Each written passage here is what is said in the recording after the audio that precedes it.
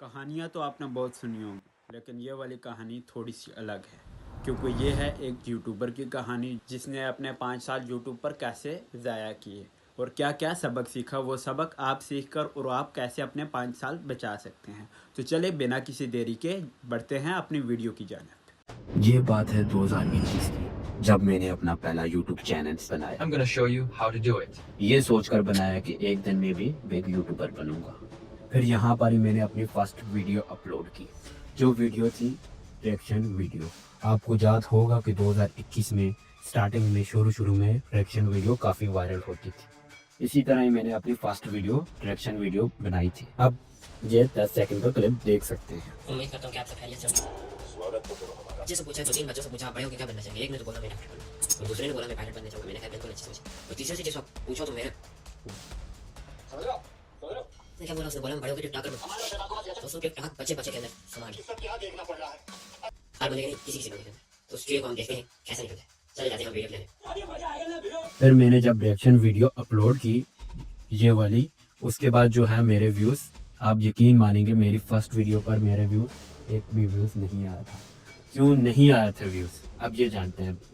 क्यों नहीं आने की वजह थी कि ना मेरी वीडियो के थंबनेल ठीक था, ना मेरे वीडियो का टाइटल ठीक था, ना मेरे वीडियो का डिस्क्रिप्शन टैग वगैरह मुकम्मल इस तरीके से एसईओ हुई थी। जब आपके वीडियो की एसईओ नहीं होगी तो व्यूज़ नहीं आएंगे। इसी तरह ही मैं अपलोड करता गया। यकीन माने 10 मंथ गुजर गए तो मेरे 10 मंथ में 10 सब्सक्राइबर थे, आप यकीन नहीं मानोगे। फिर इसी तरह ही मतलब कि मेरा 10 महीने गुजर गए, पेट व्लॉगिंग का ट्रेंड आ गया। मेरे पास भी पेट पड़े हुए थे, मतलब कबूतर हो गया, तितर हो गया, काफ़ी थोड़े पेट थे मेरे पास। लेकिन मैंने बोला चलो इन्हीं से ही अभी फ़िलहाल इन्हीं की वीडियो बनाते हैं, अभी जो पास है उन्हीं से ही फ़ायदा उठाते हैं। फिर इनकी जो मैंने 1-2 वीडियो अपलोड की, रिजल्ट नहीं आया। जब तीसरी से चौथी वीडियो अपलोड की ना, मेरे एकदम से 300-400 व्यूज़ आने लगे, क्योंकि उस टाइम मेरा कुछ थंबनेल भी अच्छे हो गए थे। मतलब कि टाइटल लगाने का भी तरीका आ गया था। आपको पता होगा 10-1 महीने 10-12 महीने गुजर जाए ना, मतलब 1 साल, तो फिर इंसान को काफ़ी अच्छे तरीके से थंबनेल टाइटल लगाने आ जाता है। मुझे फिर भी उस तरीके से नहीं आता था। मैं अपने फ़ोन से ही, मेरे पास फ़ोन था 10-20 हज़ार का फ़ोन था, तो मैंने उसी से ही थंबनेल टाइटल बना कर लगा लेता था। फिर इसी तरह ही मैं वीडियो अपलोड करता गया और व्यूज़ कुछ ना कुछ आते गए, मतलब ग्राफ मेरा ऊपर जाता गया। और फिर साथ साथ में पेट लाता गया, मतलब कि जब भी मेरे व्यूज़ ज़्यादा आते थे तो मैं कहीं से पैसे अरेंज करके, मैं भी स्टूडेंट था तो मैं पैसे कहीं से अरेंज करके या घर से मांग के मैं जाके पेट खरीदता था। पेट खरीद के मैं उसकी वीडियो बनाता था। फिर उसके बाद जो है मेरा चैनल स्लोली जो है डाउन इसलिए गया कि मेरे व्यूज़ उस हिसाब से नहीं आ रहे थे जिससे मेरा चैनल मोनेटाइज होता, मेरे पास पैसे आते। पिछले साल भी कोई फ़ायदा नहीं हुआ, इस साल भी कोई फ़ायदा नहीं हुआ। मेरे 2 साल निकल गए, 21 भी निकल गया और 22 भी निकल गया। जब 23 शुरू हुआ, 23 में प्रैंक वीडियो बहुत वायरल होती थी। प्रैंक वीडियो, एंटरटेनमेंट व्लॉग, ये वो, मतलब कि फिर मैंने सोचा यार और कुछ नहीं तो दोस्तों भाइयों के साथ मिलकर मैं अपने प्रैंक व्लॉग स्टार्ट करूँ। जब मैंने प्रैंक व्लॉग स्टार्ट करने लगा तो मेरे व्यूज़ काफ़ी अच्छे आने लगे। मतलब मैं नॉर्मल व्लॉगिंग जो करने लगा ना, पेट व्लॉगिंग से हटकर, तो मेरे व्यूज़ काफ़ी अच्छे आने लगे। करते करते मेरा जो है इसी तरह ही देखते देखते महीने 1.5 महीने में, क्योंकि पिछले वीडियोस भी अपलोड थी तो 150 मेरी वीडियोस अपलोड थी, तो महीने 1.5 महीने में मेरे चैनल मोनेटाइज हो गया था। तो जब मेरा चैनल मोनेटाइज हुआ तो मुझे इतनी बड़ी खुशी हुई, क्योंकि मेरे घर वाले कहते थे रोज़ मुझे, क्या मिला तुझे 2 साल देकर, 3 साल देकर, क्या मिला तुझे, यूट्यूब ने क्या दिया। मैं फिर फ़ख्र से कह सकता था कि मेरा यूट्यूब चैनल मोनेटाइज हो गया। मैंने फिर अपनी वालदा को बताया कि माँ मेरा चैनल मोनेटाइज हो गया। मेरी अम्मी को कुछ समझ नहीं आ रहा था, लेकिन मुझे खुश देख कर वो ज़रूर खुश हुई। बाकियों को भी कुछ समझ नहीं आ रहा था क्या बोल रहा है क्या नहीं बोल रहा, क्योंकि आपको पता है कि गरीब घराने से सपोर्ट नहीं मिलती, चाहे कुछ भी कर लो बिल्कुल जीरो सपोर्ट होती है। और फिर ऐसे ही करते मैं वीडियो अपलोड करते मेरा $10 बन गया था। $10 जब बना, आप में से कई यूट्यूबरों को पता होगा, मेरा गूगल की तरफ से एक पेन आई। पेन क्या थी, गूगल की तरफ से एक खत आया, खत समझते ना, लेटर आया जिसमें गूगल की पेन पड़ी होती है। वो पेन हम अपने एडसन पर लगाते हैं, जब जाके हमारा जो है एडसन वेरीफाई होता है। एडसन वो होता है जहाँ से हमारी पेमेंट निकलती है। जब पेन गूगल की तरफ से आई तो वाले साहब ने देखा तो वाले साहब को कुछ थोड़ा समझ आ रहा था, यार ये क्या चीज़ है। मैंने बोला गूगल की तरफ से पेन आई है, वाले साहब को भी समझाया। फिर वाले साहब ने और कुछ नहीं बोला, बोलते ठीक है जो करना है करो। फिर उसके बाद जो है मैंने वीडियो अपलोड करता गया, तो जब $10 से $20 हुआ तो फिर एक कुछ ऐसा हुआ जिसके बारे में मैंने कभी नहीं सोचा था। फिर एक दिन मैंने सोचा कि कबूतर हमारे बाहर निकलते हैं, घूम जाते हैं। मैंने और भाई ने सोचा कि हम अपने कबूतरों के लिए एक केज में इसी तरह ही मैंने उसका केज बनवाने के लिए सामान लाया। तो सामान के साथ जब वो जाली लाए तो आपको पता होगा जाली की जो तारें होती हैं ऊपर से कटी होती हैं वो बहुत तेज होती हैं, क्योंकि हम जाली भी ऐसे लाए थे। मतलब उस जाली को जब मैंने पकड़ा और मेरे जो साथ भाई था उसने खींचा, एक साथ भाई था उसने खींचा तो मेरे हाथ के साथ लगा और मेरा हाथ सारा कटा गया। हालांकि कटा गया, उसके बाद भी मैंने, यकीन माने आप, जब वेल्डर को बुलाया, वेल्डर तो गर्मी से, सख्त गर्मी में वेल्डर भी काम अपना कर रहा था और मैं भी अपना काम कर रहा था। मेरा काम क्या था जो किसी को नजर नहीं आ रहा था, लेकिन काम हो रहा था, जरूर हो रहा था। वेल्डर अपनी वेल्डिंग कर रहा था, मैं भी साथ उसके साथ हेल्प भी करवा रहा था और साथ वीडियो बना रहा था। यकीन माने पूरे दिन की वीडियो गर्मी में खड़ा होकर उसने भी अपने काम किया और मैंने भी अपना काम किया। उसको तो शाम को अपनी मजदूरी मिल गई, लेकिन मुझे एक बैड न्यूज़ मिली। मजदूरी नहीं मिली लेकिन एक बैड न्यूज़ जरूर मिली। जब ये 12 घंटे लग कर मैंने उस गर्मी में ये वाली वीडियो अपलोड की, how to create a cage, तो ये वीडियो जब अपलोड की तो उसके साथ मैंने म्यूजिक लगाया, कोई वॉइस ओवर नहीं की, म्यूजिक लगाया। म्यूजिक क्या लगाया तो मैंने यूट्यूब में सर्च किया कॉपीराइट फ्री म्यूजिक। अभी उधर किसी ने क्या किया था, मैं इसको क्या बोलूं, उधर उसने लिखा हुआ था copyright free music. Copyright free music वहां से मैंने डाउनलोड किया यूट्यूब से, ऑफिशियल यूट्यूब की वेबसाइट से नहीं, यूट्यूब के ऊपर जो होता है ना वो वहां से सर्च किया। वहां से सर्च करने के बाद मैंने अपने यूट्यूब चैनल पर लगाया तो उससे अगले दिन मेरा यूट्यूब चैनल में कॉपीराइट आ गया। कॉपीराइट आया तो कॉपीराइट को मैंने हटाने की कोशिश की, लेकिन उस टाइम मुझे इतनी समझ नहीं थी। मैंने उस वीडियो को प्राइवेट करके उसी की जगह मैंने एक और वीडियो अपलोड की जिसे मैंने दूसरा म्यूजिक लगाया। वो म्यूजिक था यूट्यूब की ऑफिशियल जो थी म्यूजिक लाइब्रेरी से, वो म्यूजिक लगाया, लेकिन इस वीडियो को मैंने डिलीट नहीं किया। यही मेरी बेवकूफ़ी थी जिसका मुझे अभी तक नुकसान है और बहुत बड़ा नुकसान है। यही बेवकूफ़ी थी कि मैंने वो उस वीडियो को प्राइवेट कर लिया लेकिन डिलीट नहीं किया। हालांकि यूट्यूब चैनल जब मोनिटाइज होता है तो एक एक कदम सोच के उठाना चाहिए कि कहीं चैनल अगेन डिमोनिटाइज ना हो जाए। तो जब वो म्यूजिक लगा के रहा और वही वाली वीडियो एक न्यू एडिट करके मैंने अपलोड की और पिछली वीडियो डिलीट ना की, जिसकी वजह से मेरा रीयूज कंटेंट आ गया। रीयूज कंटेंट आया तो उसके बाद फौरन बाद मैंने डिलीट कर दी वो पिछली वीडियो। अभी पिछली वीडियो डिलीट की, ये भी मेरी बहुत बड़ी गलती थी। वीडियो डिलीट रीयूज कंटेंट में नहीं करनी थी। आप जिससे भी पूछ रहे हैं अगर ये कहानी आपको झूठी लगती है तो वो बोलेगा 100% सच है और ट्रूथ है। जब भी रीयूज कंटेंट आए तो दूसरी वीडियो डिलीट नहीं करनी।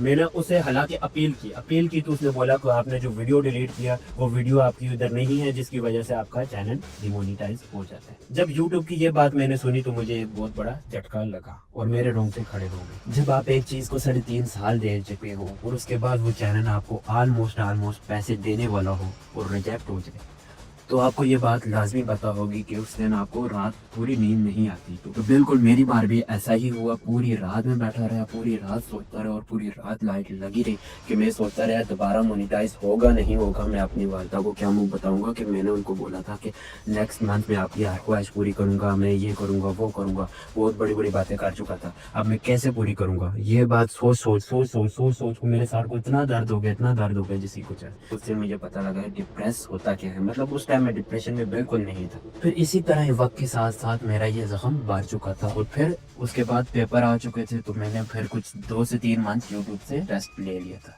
यूट्यूब से रेस्ट लेने के बाद पेपर FSC के देने के बाद उसी चैनल पर मैंने अपलोडिंग वगैरह शुरू कर दी। मतलब वही कंटेंट जिस कंटेंट से मेरा चैनल मोनिटाइज हुआ था, मैंने वही कंटेंट अगेन अपलोड करता गया। लेकिन इस बार वो व्यूज नहीं आ रहे थे। ऐसा लग रहा था कि मेरी सारी खुशियों को नजर लग। अब यही आप बोलेंगे सिर्फ आप यूट्यूब पर ही अपलोड करते रहे, इसका जवाब है बिल्कुल नहीं। मैं यूट्यूब पर नहीं, हालांकि मैंने फेसबुक पेज बनाया, वहां पर अपलोड करता गया। उसके बाद टिकटॉक पर मिनी व्लॉग बना व्लॉग को मिनी व्लॉग में कन्वर्ट करके वहां अपलोड करता गया। इंस्टाग्राम पर अपलोड करता गया, वहां पर भी कोई व्यूज नहीं आ रहे थे। ऐसे लग रहा था कि पता नहीं हो क्या गया है, मेरी वीडियो पर व्यूज क्यों नहीं आ रहे। मैं कोशिश कर रहा था अपनी तरफ से 100% कोशिश कर रहा था कि मैं अपने कंटेंट को कैसे अच्छे से अच्छा करूं, लेकिन उसके बावजूद मेरे व्यूज नहीं आ रहे थे। और फिर एक दिन ऐसे ही मेरा यूट्यूब पेज हैक हो चुका था। उससे मैंने बहुत कोशिश की रिकवर करने की, लेकिन वो रिकवर ना हो सका। ये जो आपको एक पेज नजर आ रहा है ना, ये इस कोरियन का पेज नहीं है, ये मेरा अपना जाती पेज था जो ब्लू टेक वेरीफाइज ने लगवा के पेज हैक कर लिया है। फिर उसके बाद इस पेज को भी छोड़ दिया और फेसबुक को भी मैंने डिलीट कर दिया था। और इसी तरह मिनी व्लॉग अपलोड करते इंस्टाग्राम और टिकटॉक पर कोई व्यूज नहीं आ रहे थे और मुझे लग रहा था कि जैसे फैमिली वाले बोल रहे थे और घर में बिल्कुल प्रेशर था, जरा व्लॉग वगैरह अपलोड ना किया करो, ये वो है, टाइम ज़ाया कर लो, ये कर लो वो कर लो, इससे अच्छा है कोई स्टडी कर लो, ये कर लो। क्योंकि मैं तकरीबन 6 से 7 मंथ हो गए थे मैं घर ही बैठा हुआ, रोज़ व्लॉगिंग के बारे में सोचता, रोज़ व्लॉगिंग बनाता, कुछ ना कुछ करता रहता था, मैं फारिग नहीं बैठा हुआ था। उसके बावजूद भी लोग बोल रहे थे, मेरे चीज़ भी कर रहे थे, बस जो कुछ कर रहे थे वो मुझे पता है। फिर ऐसे ही कुछ वीक गुजर गई, फिर उसके बाद मेरे सामने एक वीडियो आई। उस वीडियो में मैंने देखा कि video editor and graphic designer freelancing से बहुत ज़्यादा पैसा कमा रहे थे। फिर उनकी यही बातें सुनकर मैं काफ़ी मोटिवेट हुआ। मोटिवेट होने के बाद फिर मैंने सोचा यार मेरे पास तो लैपटॉप नहीं है ना, मैं किस तरीके से फ्रीलांसिंग करूँगा, क्योंकि अब ज़्यादा demand Photoshop and premium pro की होती है और इसके लिए काफ़ी अच्छा और बेहतरीन पीसी चाहिए। मेरे पास ना पीसी है ना अच्छा लैपटॉप है। फिर मैंने कुछ पैसे जोड़े हुए थे तो कुछ पैसे मैंने वालदा से मांगे उधारे, तो फिर उसके बाद जो था मैंने एक लैपटॉप ले लिया। लैपटॉप बाय किया तो काफ़ी खुशी थी। मैंने सोचा फ्रीलांसिंग करके यूट्यूब बनना सही, तो फ्रीलांसिंग करके लोगों की वीडियो एडिट करके लोगों के लिए थंबनेल बनाकर उनसे पेमेंट चार्ज करूँगा। लेकिन मुझे ना फोटोशॉप चलाना आता था ना ही प्रीमियम प्रो, क्योंकि आज तक मैंने ना प्रीमियम प्रो सीखा था ना फोटोशॉप सीखा था ना ही आफ्टर इफेक्ट। जब ये मैं सीखने लगा तो और भी इसके साथ काफ़ी सारे मैंने सॉफ्टवेयर वगैरह सीखे थे और इसी तरह ही सीखते सीखते मेरे 6 से 7 महीने निकल गए और बस फिर समझ के कुछ काफ़ी अच्छे तरीके से मैं वीडियो एडिट करना सीख गया। इसी दौरान ही मेरे घर के हालात ख़राब होने लगे और घर की बातें सुन कर अपनी नाकामियाँ देख देख कर डिप्रेशन में जाता गया और हर एक से कट ऑफ हो गया। कोई मैसेज कोई कॉल किसी से कोई बात नहीं करता था मैं, और बाहर जाना छोड़ दिया। हर एक से बात करने में झिझक होती, हेयर फॉल होने लगा, बाल बहुत ज़्यादा गिरने लगे, नज़र भी काफ़ी ज़्यादा कमज़ोर होने लगी। 24 घंटे मोबाइल चलाना, स्क्रोलिंग करना, ओवर थिंकिंग करना। बहुत सारे मोटिवेशनल गुरु की मोटिवेशनल स्पीच सुनी, लेकिन उसके बाद भी मुझे कोई हमेशा लो एनर्जी मुझे फील हुई। इसके बाद भी मैं कोई भी अच्छा मोमेंट हो, मुझे ज़रा भी वो अच्छा नहीं लगता था, ज़रा भी उस जगह हंसा खुशी कुछ भी नहीं महसूस होता था। कि बस बहुत जल्दी सो जाता, बहुत देर तक सो रहा था, कोई काम नहीं करता मैं, हमेशा सोच के कोई बात करता तो मुझे बहुत ज़्यादा गुस्सा आ जाता, इतना गुस्सा कि मैं उसको बर्दाश्त नहीं कर सकता था। और इसी दौरान ही मेरे 6 महीने निकल गए। हालांकि मैं कोशिश करता था किसी तरह कंसिस्टेंसी के साथ मैं अपने काम को दोबारा करूं, लेकिन मैं नहीं कर सकता था उस तरीके से, मेरा फोकस ही नहीं लग सकता था। ज़्यादा से ज़्यादा 5 मिनट 10 मिनट होता ही नहीं था, फिर मैं छोड़ देता था। फिर मैं कोशिश करने लगा ज़्यादा से ज़्यादा ओवर थिंकिंग से बाहर निकलूँ। फिर मैंने वो मूवीज़, वो कार्टून, चिल्ड होल्ड कार्टून जिनसे मुझे मोटिवेशन मिलती थी, वो मूवीज़ अगेन देखना शुरू कर दी। और वो कार्टून जो इससे मोटिवेशन मिलती, जैसे ड्रैगन बॉल ज़ी। ये जो डिप्रेशन थी ये मैंने किसी को नहीं बताया था, इसकी सारी अलामात मैंने नेट से चेक की और उसका हल निकालने लगा। करते मैंने किसी तरीके से अपनी ओवर थिंकिंग ख़त्म करने लगा। फिर उसके बाद जो था एक वीडियो, मेरी अपनी वीडियो मेरे सेकंड अकाउंट में मेरे सामने आ गई। इतना वायरल तो नहीं था चैनल, क्योंकि मैंने सब्सक्राइब किया था, यूट्यूब ने अगेन रेकमेंड कर दी। फिर वीडियो पर क्लिक किया और वो पूरी वीडियो वॉच की मैंने। फिर एक के बाद एक वीडियो देखता गया। फिर मैंने अपने जहन में ही अपने आप से पूछा क्या मैं यही उस्मान था। चलो मान लिया मेरे व्यूज नहीं आते थे, कम से कम मैं व्लॉग बनाता था, हंसता था, खेलता था, खुशियों को ऑब्जर्व करता था, हर अच्छी बुरी बात को समझता था। अभी तो कोई फीलिंग रही नहीं मेरे अंदर, क्या हो गया मुझको। फिर मैंने आगे जाने की बजाय, आगे सोचने की बजाय पीछे सोचा। मैंने बोला कि यार चलो कोई नहीं, वो वाला उस्मान बेहतर था आज के उस्मान से। कुछ तो कर रहा था ना, आज वाला उस्मान बिल्कुल सोच रहा है, ओवर थिंकिंग कर रहा है, कोई काम नहीं कर रहा, बिल्कुल सोच के किसी से कम्युनिकेशन नहीं कर रहा, कम्युनिकेशन स्किल जीरो हो गया, कोई स्किल याद ही नहीं है, एकदम दिमाग में बैठ रही, कोई बात कोई हर एक चीज़ को भूल जाता हूँ। फिर मैंने आगे जाने के बजाय पीछे जाना सही समझा। फिर एक दिन ऐसे ही मैंने टिकटॉक लाइव के बारे में जाना और टिकटॉक लाइव ज्वाइन किया और उसके बाद टिकटॉक लाइव आने लगा। और इसी दौरान ही मेरे प्रदेश में रहने वाले भाइयों और मेरे मुल्क में रहने वाले भाइयों से बातचीत होने लगी और ऐसे ही करते ध्यान इधर उधर होने लगा और ऑलमोस्ट डिप्रेशन से बाहर निकल गया। फिर उसके बाद जो है कहानी खत्म हो गई, क्योंकि इस कहानी में बहुत सारी ऐसी बातें थी जो मैंने बताई ही नहीं, बहुत सारी ऐसी मुश्किलात भी थी जो मैंने बताई नहीं। अभी हम जानते हैं कि इस कहानी से हमने सीखा क्या। नंबर 1, पहली बात, जब भी काम करो तो कान को बंद करके काम करो। मिसाल के तौर पर जब भी कोई काम करो तो उसको अच्छा और बुरा कहने वाले बहुत से लोग हो ना, बुरा सुनोगे तो तुम काम को शुरू में से ही ख़त्म कर दोगे। शुरू में बुरा अपने बारे में, अपने काम के बारे में लाजमी कभी भी नहीं सुनना। अगर सुनोगे तो तुम उसी वक्त काम को छोड़ दोगे, चाहे तुम जितने भी ज़्यादा ही क्यों ना कंसिस्टेंसी वाले हो। क्यों नेगेटिविटी इतनी ताकतवर है कि ये एकदम आपके काम को शुरू में वार करके ख़त्म कर देती है। कभी भी नेगेटिव बातों को स्टार्टिंग में नहीं सुनना, नंबर 1। नंबर 2, जब भी कोई काम करो तो काम को कम से कम देखना, इस काम का कोई ट्रेंड है, इस काम का कोई मकसद है, इस काम का किसी को फ़ायदा है या नहीं। मेरा ये काम करने से किसको फ़ायदा है, क्या वो ऑडियंस देख रही है, उसको फ़ायदा है या नहीं। जब भी किसी जगह भी कोई काम कर रहे हो ना तो ट्रेंड को देखो, ट्रेंड को फॉलो करो। या ख़ुद ऐसा कोई ट्रेंड बनाओ जिससे लोगों की ज़रूरत पूरी हो। हमेशा लोगों की ज़रूरत के बारे में सोचोगे तो तुम्हारी अपनी इनकम खुद ब खुद आने लग जाएगी। पैसा जनरेट करने का सबसे आसान तरीका यही है कि लोगों की ज़रूरत देखो। पहले सबसे पहले लोगों की ज़रूरत देखो, उसके बाद फिर वो काम स्टार्ट करो। नंबर 3 इम्पोर्टेंट पॉइंट है, सबसे इम्पोर्टेंट ये याद रखना किसी भी चीज़ में ये पैसा देख के ना हो यार इस चीज़ में पैसा ज़्यादा है तो उधर चला जाओ। वो चीज़ देख के आओ कि क्या वाकई ये मैं काम कर सकता हूँ, क्या मुझे ये काम करने से खुशी मिलेगी, क्या मैं वाकई ये इस काम को कामयाब कर सकता हूँ, नहीं कर सकता, ये चीज़ लाजमी देखनी है। कभी भी पैसा देख के उस काम में नहीं आना। क्या कर सकता हूँ, नहीं कर सकता, एक कॉपी पेंसिल लेकर मेरे अंदर क्या खूबियाँ क्या खामियाँ ये सारा कुछ लेकर उसके बाद वो काम स्टार्ट करना। पैसा देख कर नहीं आना, अपनी खुशी देख कर, अपनी हैप्पीनेस देख कर, अपना मकसद देख कर तब उस काम को स्टार्ट करना है। पैसा देख कर करोगे, एक दिन करोगे, दूसरे दिन तीसरे दिन आप भाग जाओगे। और कंसिस्टेंसी के साथ काम करना है। ये मैंने आपको 3 पॉइंट बता दिए, इन पर फोकस किया तो आप किसी भी फील्ड में कामयाब हो सकते हो, आई गारंटेड। क्यों, यही मेरे से गलती हुई है, यही गलतियाँ। और ये चौथा पॉइंट बोनस पॉइंट है, ये समझ लें।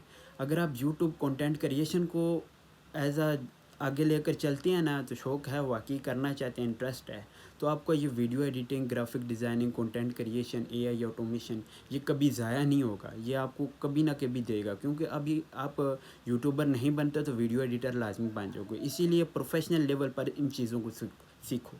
इन चीज़ों को अगर प्रोफेशनल लेवल पर सीख लिया तो देखो, वीडियो एडिटर नहीं बन रहे, ग्राफिक डिज़ाइनर लाजमी बन जाओ। ग्राफिक डिज़ाइनर नहीं बन रहे तो मतलब कि एक यूट्यूबर नहीं बन रहे तो कुछ ना कुछ इसके पार्ट आपके दूसरों, आप अपना काम नहीं हो रहा तो आप दूसरों को करके दे सकते हैं एज अ फ्रीलांसर।